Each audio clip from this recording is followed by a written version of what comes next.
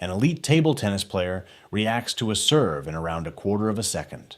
That number was the floor, the thing that made table tennis the one sport machines couldn't crack. On April 23, 2026, Sony AI published a paper in Nature about a robot that broke it. The robot is called Ace. It plays under official rules with a regulation racket on a regulation court. Against 5 elite human players, it won 3 matches out of 5. Against 2 professionals, it lost both. But against those elite players, Ace scored 16 aces using 15 different serves. The elites scored only 8.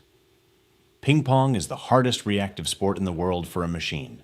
The ball moves at over 20 meters a second.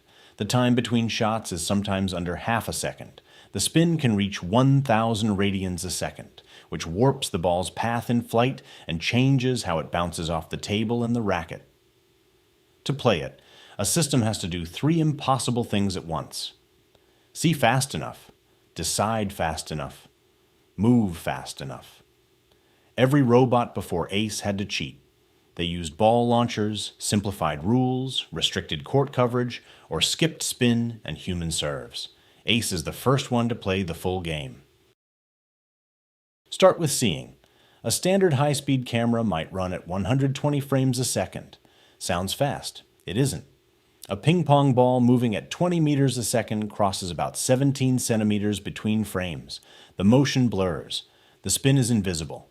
By the time the camera produces a frame the system can use, the ball has already arrived. So Sony added a different kind of camera entirely. An event camera. An event camera doesn't take pictures. Each pixel reports independently, only when the brightness at that spot changes. So a moving ball lights up. Just the pixels along its path, microsecond by microsecond. No frames, no blur. Sony's setup uses 9 standard cameras to triangulate the ball's position in 3 dimensions, with about 3 millimeters of error and 10.2 milliseconds of latency, and 3 event camera systems mounted on motorized mirrors that track the ball in flight, watch the printed logo on the ball's surface to estimate the spin at 400 to 700 times a second. Seeing the ball is half the problem. The other half is being able to swing in time. A standard industrial robot arm is too heavy and too slow, so Sony built a custom one. 8 degrees of freedom. 2 of the joints slide along rails, 6 of them rotate. The minimum number you need to put a racket in any position, at any angle, with any swing speed. The links are made of a lightweight aluminum alloy, and the geometry was optimized to reduce mass without losing stiffness. The arm runs on a 1,000-hertz control loop. Every millisecond, the controller checks where the joints are, compares against where they should be, and adjusts. Even at the arm's maximum velocity, the position tracking delay stays under 5 milliseconds. That's how a machine swings a racket through a 45-mile-an-hour ball without missing. Now the hard part. How does a robot learn to actually play? You can't train it on real rallies. A human takes years of practice. A robot would take centuries. So you train it in simulation.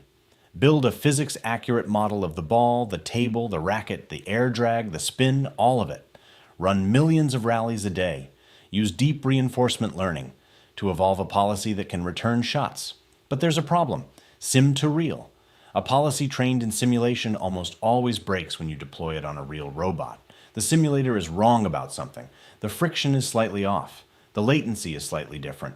The sensor noise looks nothing like reality. The robot performs perfectly in sim and falls apart in the real world.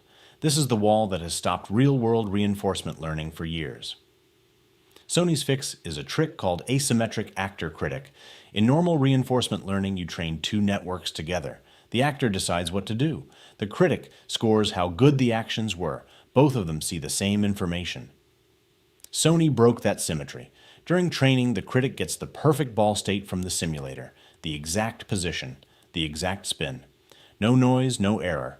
The actor only gets a history of noisy sensor measurements, exactly like what it would see on a real robot.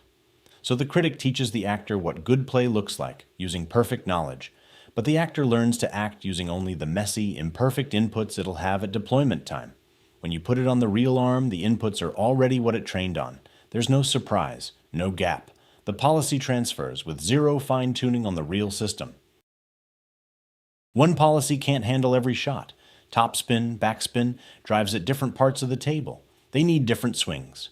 So Sony trains multiple policies.